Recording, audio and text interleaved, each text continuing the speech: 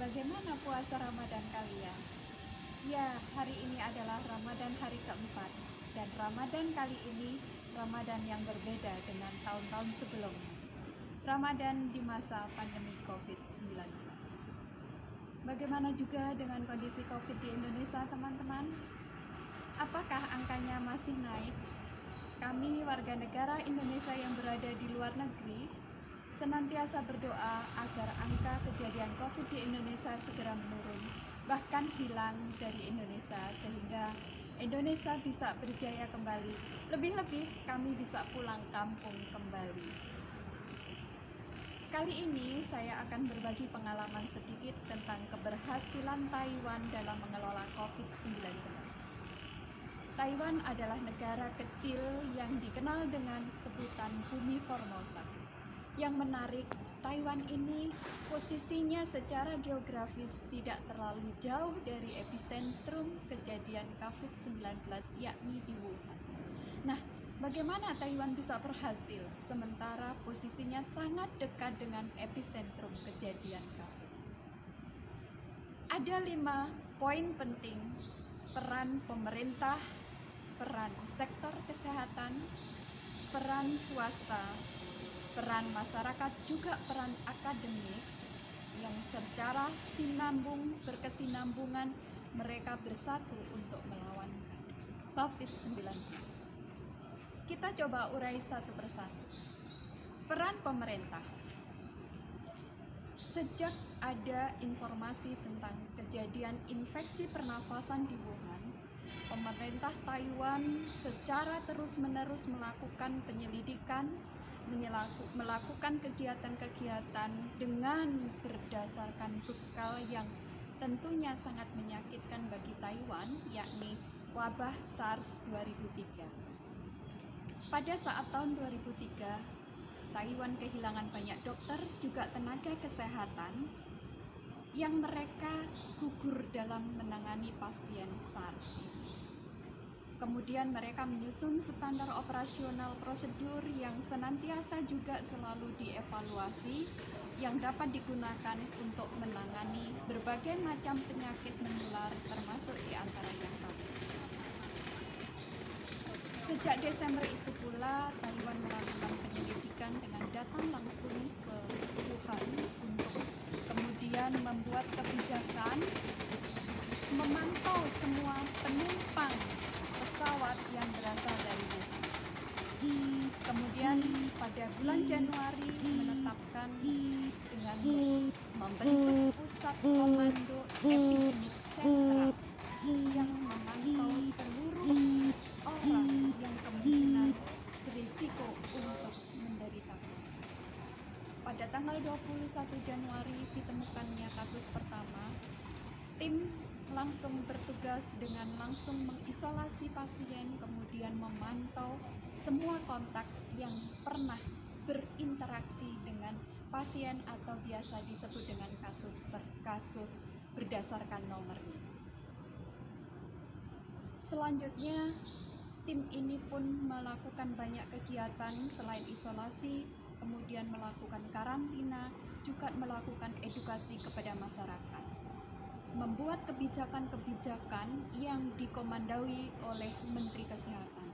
Kebijakan yang sangat menguntungkan, misalnya bagi orang yang mau melakukan karantina, mereka memberikan kompensasi berupa $1.000.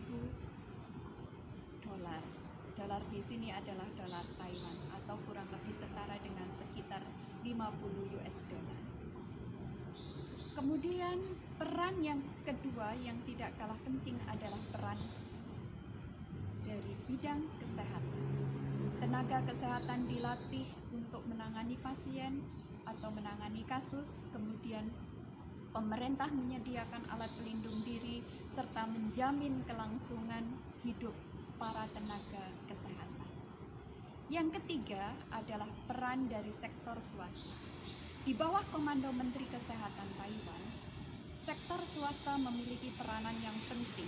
Sektor swasta ini yang membantu untuk melakukan berbagai kesejahteraan bagi masyarakat. Salah satu contohnya adalah penggunaan masker.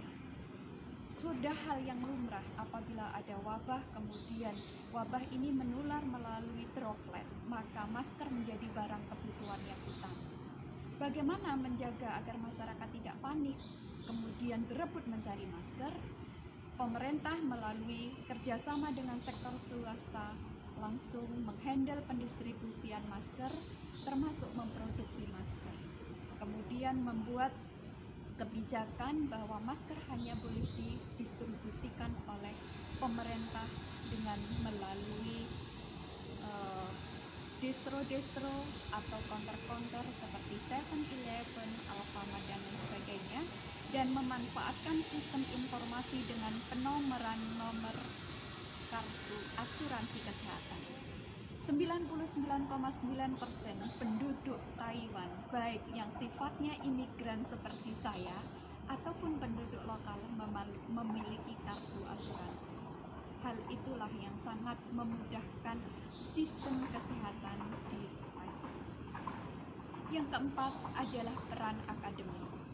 Universitas yang memiliki fakultas kesehatan ataupun fakultas kedokteran secara kontinu melakukan pertemuan rutin, kemudian mempelajari secara detail data ataupun kasus kejadian, kemudian mendiskusikannya serta memberikan masukan-masukan kepada pemerintah guna penyusunan kebijakan-kebijakan baru untuk pemerintah yang nanti diharapkan bisa diterapkan di masyarakat.